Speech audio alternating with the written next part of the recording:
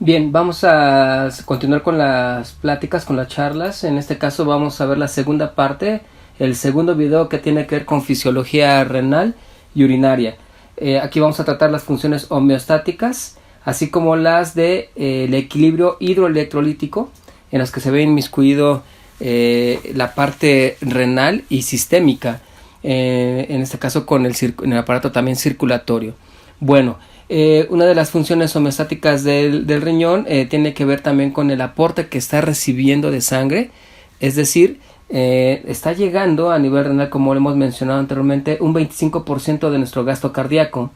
Y entonces toda la sangre que llega aquí a nivel renal es procesada y enviada a través del sistema circulatorio venoso a la aurícula derecha de nuestro corazón, que a su vez a través del ventrículo derecho envía esta sangre a nivel de los pulmones para que sea oxigenada y se haga el intercambio gaseoso, la hematosis, y esta sangre llegue a la aurícula izquierda y a su vez al ventrículo izquierdo, cerrando aquí el circuito, es decir, el ciclo cardíaco. Y para que nosotros notemos en esta diapositiva que la cantidad de sangre que está llegando o la cantidad del gasto cardíaco corresponde al 25% del total que está llegando también a otros órganos. Muy bien. En la siguiente diapositiva, que aquí podemos observar de manera práctica las funciones del riñón que tiene que ver con la homeostasis. Estas funciones deben ser llevadas a cabo para que tengamos un equilibrio fisiológico dentro de nuestro cuerpo. Y entonces, las funciones que podemos nosotros dividir en dos es la excretora y la endocrina de manera general, ¿verdad? Y una de las que podemos ver aquí es la excreción de catabolitos, es decir, la eliminación de sustancias que ya no requiere el organismo, así como el equilibrio hidroelectrolítico, asimismo el ácido base, la regulación de la presión arterial y la regulación de la producción eritrocitaria. Tiene que ver con la producción y la activación de la vitamina D y la síntesis de glucosa. Entonces, como pueden ustedes observar, las funciones son muchas, son variadas y muy importantes para que tengamos esa homeostasis de la que hemos estado hablando y mantengamos también de esta manera y hagamos conciencia de que nuestro riñón debe funcionar de manera adecuada. Aquí podemos observar también que las funciones homeostáticas del riñón están desglosadas y aquí estamos viendo los productos de nuestro metabolismo, los que vamos a eliminar. Un producto de este metabolismo, la urea, que tiene que ver con los aminoácidos. Otro es la creatinina, que tiene que ver con la creatina muscular, ¿sí? Esta proteína muscular. Ácido úrico, que es producto de los ácidos nucleicos. La bilirrubina, que en este caso tiene que ver también con la hemoglobina, cuando hemos visto ya el ciclo de vida del eritrocito, que también de ahí se obtiene bilirrubina a través del desdoblamiento de la hemoglobina. Metabolitos hormonales que tienen que ver precisamente con la activación o eliminación aquí de hormonas que ya pasaron previamente por el hígado, y la eliminación de toxinas, pesticidas, fármacos, aditivos y esos aditivos que se encuentran en los alimentos, como los colorantes, conservadores, que ya previamente pasaron por el hígado y deben ser eliminados a través de los riñones. Como pueden ver ustedes, todo lo que ingresa a nuestro cuerpo debe ser eliminado. Entonces es muy importante que mantengamos de manera funcional correctamente a nuestros riñones. Ahora, también tiene que ver con el agua y los electrolitos. Va a regular el equilibrio osmótico, tiene que ver con el balance iónico y el volumen de líquido extracelular. Esto lo vamos a ver más adelante en diapositivas para poder valorar precisamente este equilibrio hidroelectrolítico y osmótico que es importante que nuestros riñones estén en contacto o en relación equilibrada con los demás sistemas u órganos de nuestro cuerpo. Con respecto a la excreción de iones, hidrógeno y radicales, que tiene que ver con el equilibrio ácido-base, precisamente es para regular este proceso y mantener un pH adecuado a nivel sanguíneo, y no solamente ahí, sino también a nivel de la orina, del producto final que va a ser desechado. Aquí en esta diapositiva vamos a ver una muestra de orina, donde el 95% pues es agua y el resto tiene que ver con solutos o sustancias eliminadas como la creatinina, el amonio, ácido úrico, sales, iones y la urea. Esto es representa un porcentaje aproximadamente del 5% aquí. El restante, el 95% mayoritariamente es agua, y el restante, el 5%, pues son todos estos componentes que hemos mencionado, que he mencionado y que ustedes pueden ver en la diapositiva. Muy bien, otra de las funciones, en este caso endocrinas, que tiene que ver con la parte hormonal y también con la parte que tiene que ver enzimática, es la producción, por ejemplo, de renina, que es una enzima que vamos a ver ese circuito, ¿sí? Ese sistema renina-angiotensina-aldosterona, que tiene que ver con la regulación de la presión arterial, la producción de eritropoyetina, que es una hormona que ya hemos hablado de ella para la regulación de la eritropoyesis, producción de la forma activa de la vitamina D, ya que a nivel renal se lleva la hidroxilación del 25 hidroxicolecalciferol para convertirlo y agregarle aquí una hidroxilación, que es el número 1, entonces el 1,25 dihidroxicolecalciferol, que es el calcitriol, es la forma activa de la vitamina D, y esto se lleva a cabo en el riñón. También es un lugar de acción de hormonas, por ejemplo la aldosterona, la hormona antidiurética y la angiotensina, de la que hablamos previamente, y estas dos hormonas también las vamos a ver en diferentes diapositivas para que veamos la relación que existe con los riñones. También tiene que ver con la síntesis de glucosa, es decir, se va a llevar una gluconeogénesis a partir de aminoácidos. Normalmente esto puede presentarse cuando tenemos un ayuno prolongado, o también cuando hay mucho espacio entre un alimento y otro. Es precisamente por eso que debemos evitar estas situaciones en un momento dado, que no sea muy frecuente, porque aquí el riñón pues es importante en la producción nueva de glucosa cuando hace falta.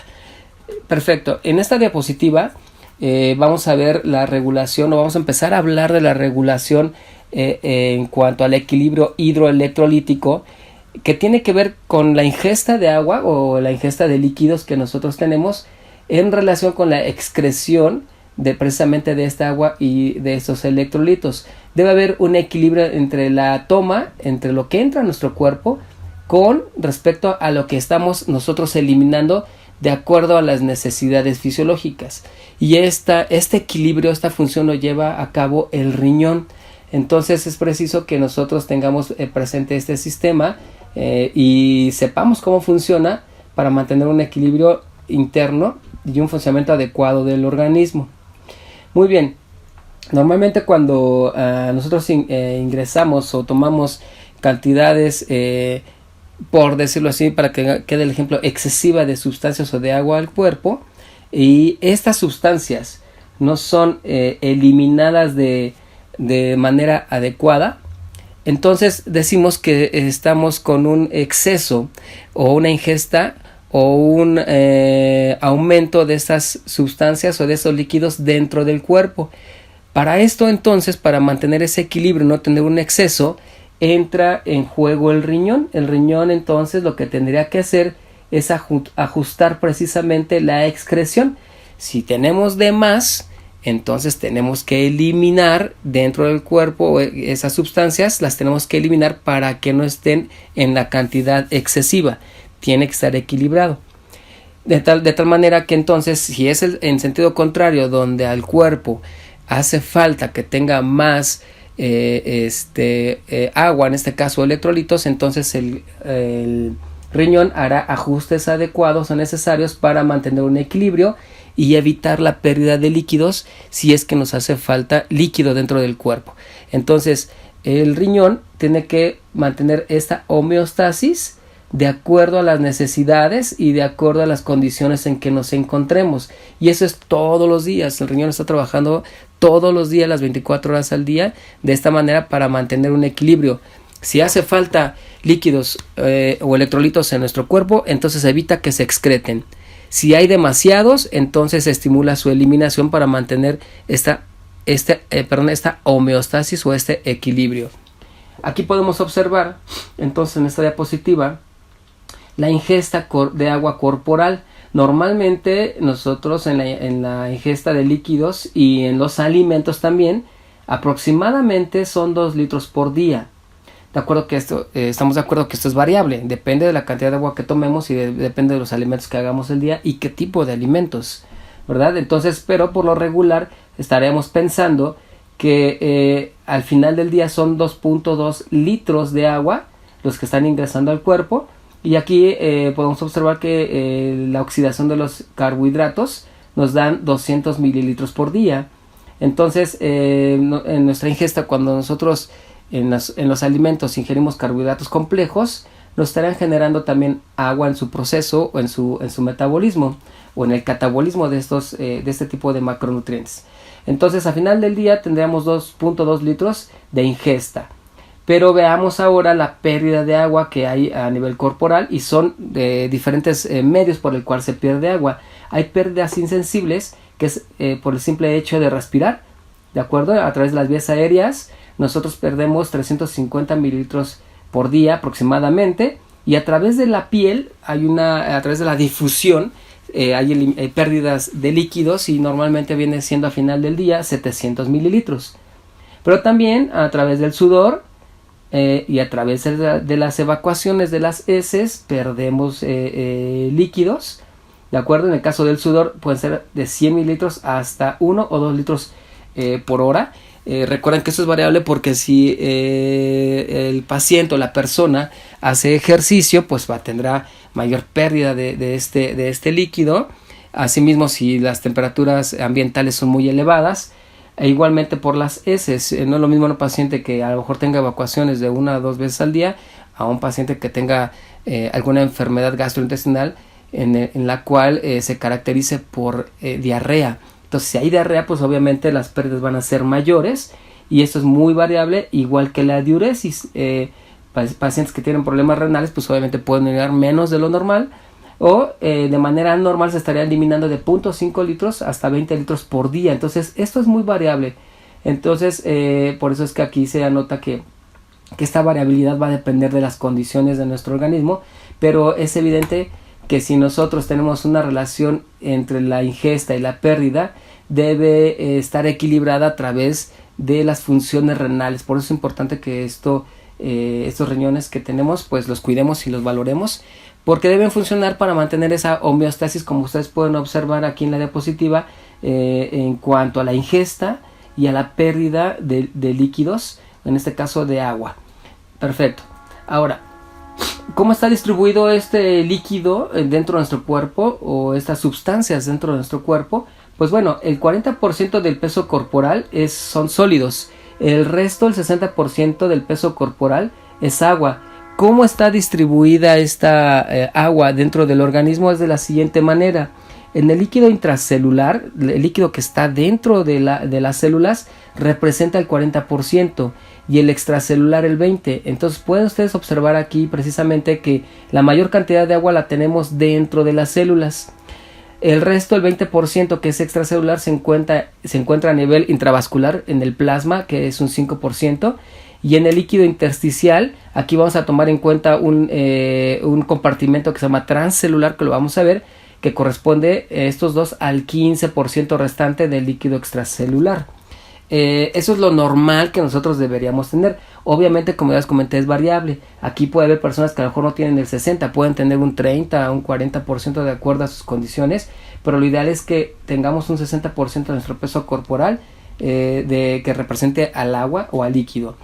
Aquí en esta diapositiva podemos ver precisamente la distribución de manera esquemática de los ingresos que tenemos de líquido de agua y las pérdidas que hemos mencionado a través de los riñones, de los pulmones, de las heces, del sudor y de la piel. Este esquema lo pueden encontrar ustedes en Guyton. Es muy esquemático y muy representativo, es muy útil, de tal manera que esta distribución nosotros podemos verla que en el plasma hay 3 litros de líquido, 3 litros de agua, en el líquido intersticial 11 litros y en el intracelular 28. Entonces, como pueden ustedes corroborar, tenemos mayor cantidad de agua a nivel intracelular, de tal manera que sumando todos esto nos da un total de 42 litros en el organismo. Y sumando aquí solamente la del líquido intersticial y del plasma serían 14. Entonces vean ustedes la cantidad de agua que deberíamos tener nosotros proporcionalmente hablando dentro de nuestro cuerpo, y bueno, mantener un equilibrio de estos ingresos con las pérdidas que se llegan a dar, ¿de acuerdo? Ahora vamos a hablar del líquido transcelular, que es un compartimento, ¿de acuerdo?, que se considera que es especializado del líquido extracelular porque es único y no es semejante ni al líquido intracelular ni al extracelular que comúnmente hemos estado hablando. Está separado del líquido extracelular de las células epiteliales que participan en su formación.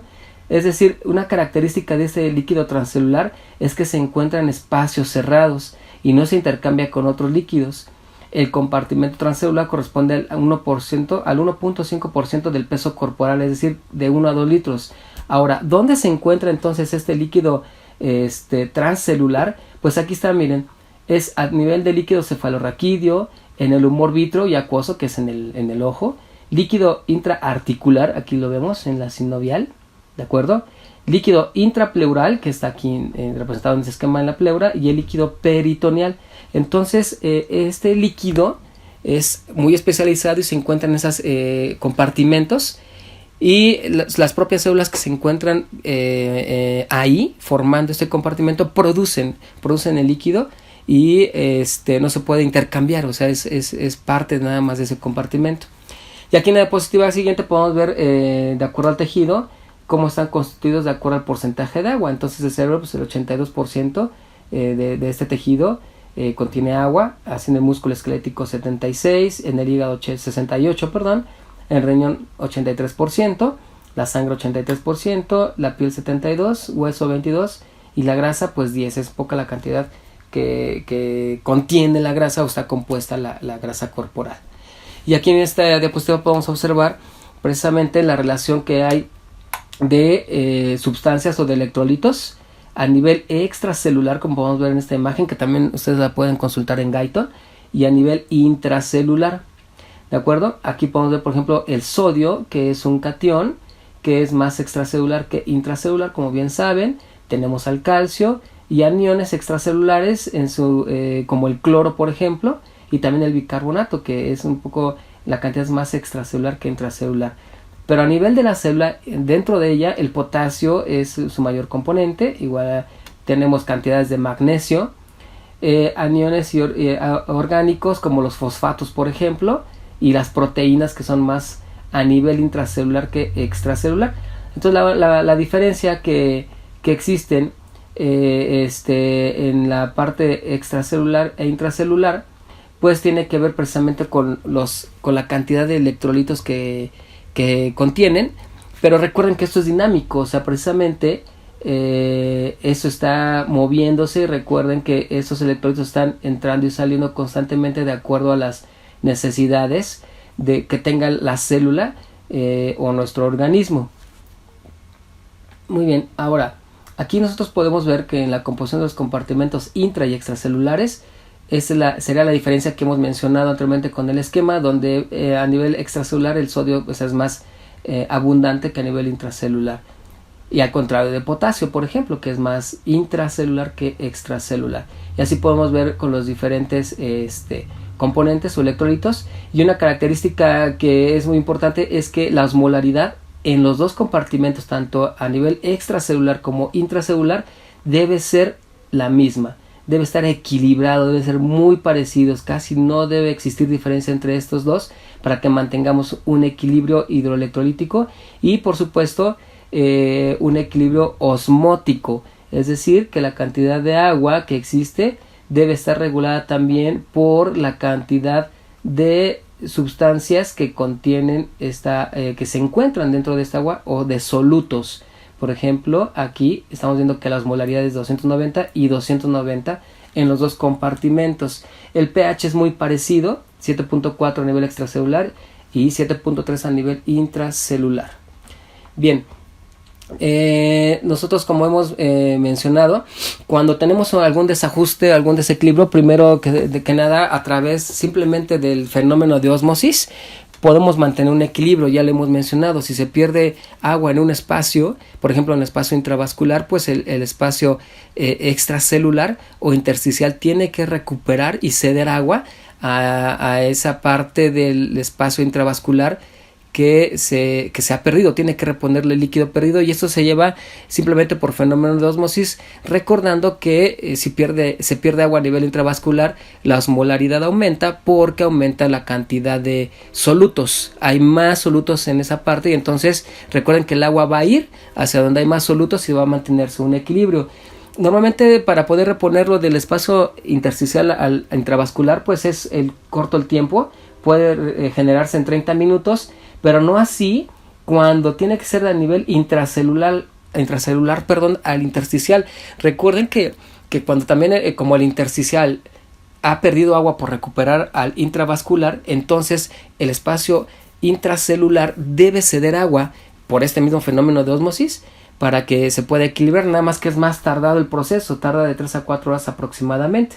Bien, vamos a ver en este esquema para poderlo ejemplificar, donde normalmente vamos a poner atención aquí, la osmolaridad por litro o milimoles por litro de líquido es de 280. Si hablamos de aquí del plasma, que es el espacio intravascular, debe haber esta osmolaridad, ¿de acuerdo?, en conjunto con el líquido intersticial. Ahora, en el espacio intracelular también debe existir esta, como les había comentado, este equilibrio, también debe existir 280 aproximadamente miliosmoles por litro. Pero si por alguna razón se pierde agua, por ejemplo aquí el ejemplo dice diaforesis, bueno, se pierde agua, y entonces al perder agua la cantidad de solutos aumenta, y ya no estamos hablando de 280, estamos hablando de 420 miliosmoles por litro. Está aumentada esta osmolaridad por la pérdida de líquidos.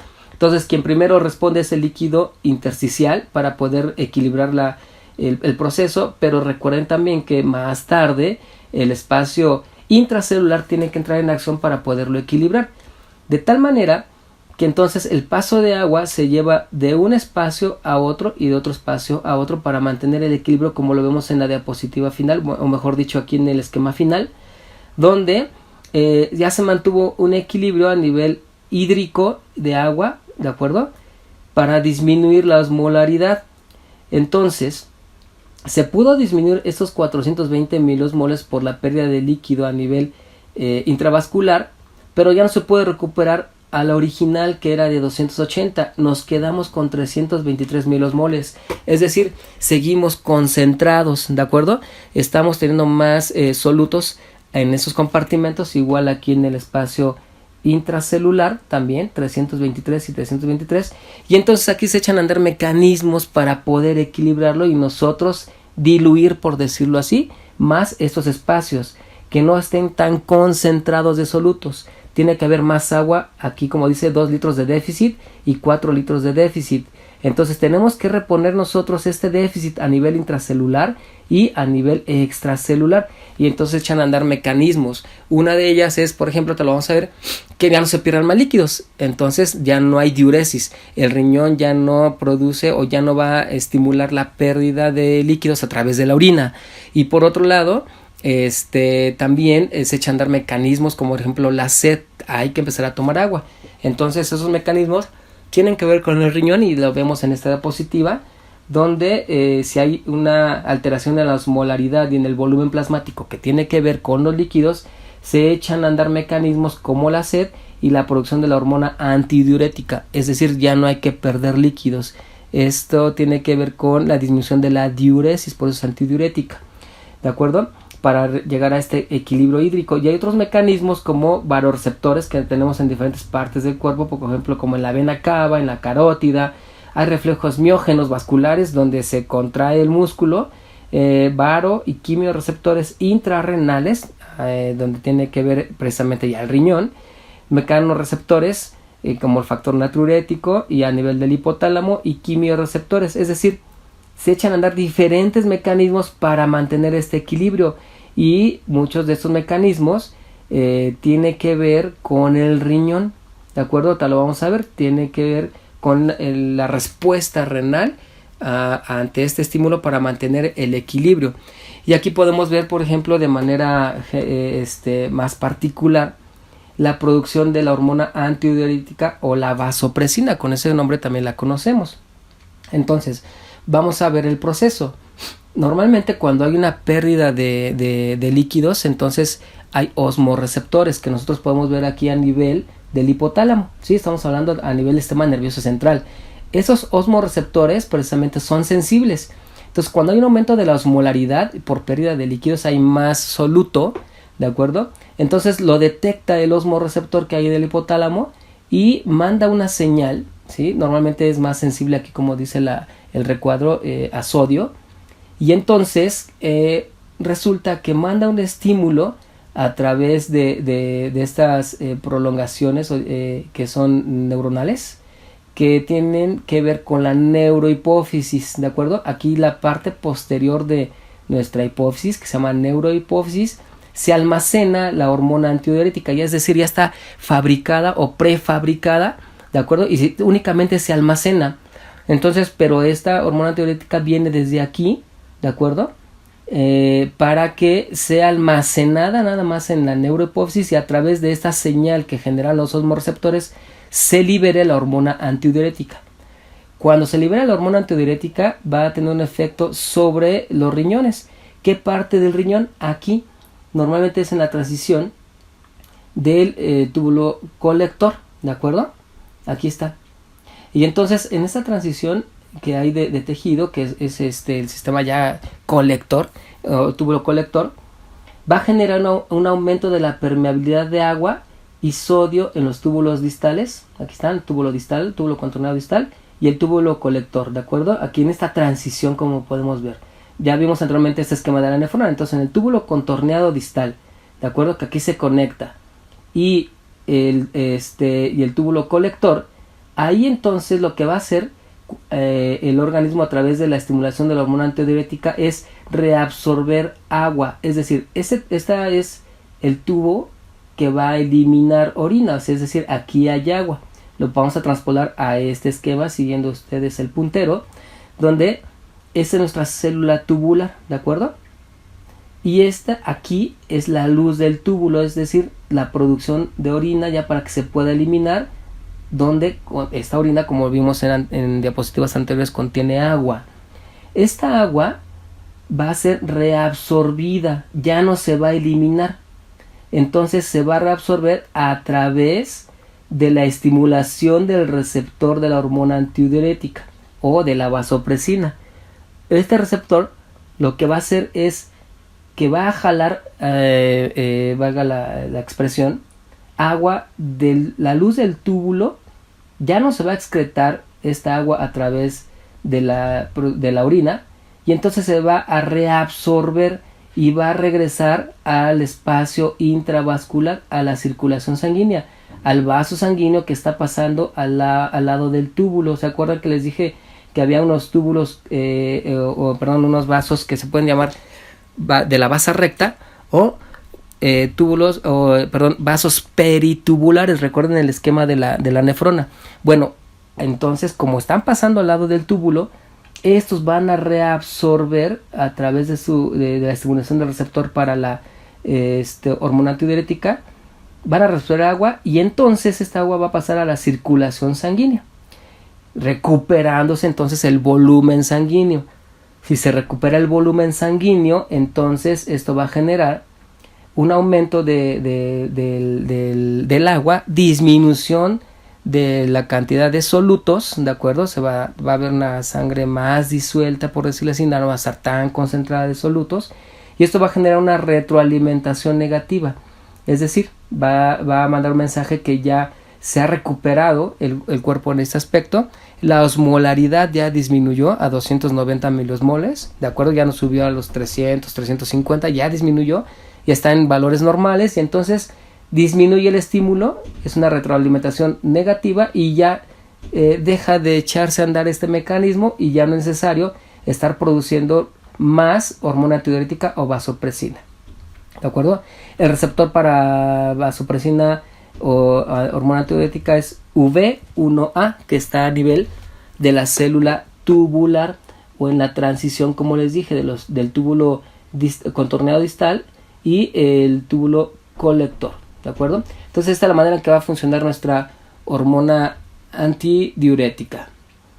Bien, Un dato importante es que estas células que yo les comenté presentan aquaporinas, que son proteínas de membrana. Entonces estas proteínas van a generar entonces que en respuesta a la hipernatremia o al aumento de sodio o al aumento de solutos, generen que se reabsorba agua, como habíamos comentado en la diapositiva anterior, se reabsorba agua. Estas aquaporinas van a atrapar estas moléculas proteicas, van a generar por eso así vacuolas de agua y se regresan al espacio intravascular. Y entonces de esta manera vamos a tener un equilibrio de 280 milosmoles, que sería aproximadamente un promedio. Y se dice que normalmente como vimos en la diapositiva anterior, el hipotálamo o esos osmorreceptores son sensibles al 1% de diferencia en la osmolaridad. Es decir, este mecanismo se echa a andar mucho antes que la sensibilidad que genera la sed. Para que a nosotros nos dé sed, necesitamos tener una pérdida o una disminución del 3 al 5% de líquidos. Es decir, lo retomo, mejor dicho, si aumenta la osmolaridad del 3 al 5%, si hay mayor concentración de sodio o de solutos por pérdidas de agua, el mecanismo de la sed se echa a andar hasta este momento del 3 al 5%. Cuando ya desde que hay una diferencia del 1% de aumento en la osmolaridad, entonces se echa a andar la hormona antidiurética ya desde antes. Es decir, el cuerpo está evitando la pérdida de líquidos antes de que nos dé sed. Por eso es importante que no nos esperemos a que nos dé sed para poder tomar agua, por ejemplo, ¿no? Entonces nosotros podemos ya ingerirlo de esta manera. Bien, pues aquí terminamos con esta parte o segunda parte. Vamos a darle seguimiento para posteriormente ver los demás temas y seguir con la parte 3. Hasta aquí terminamos la segunda. Saludos.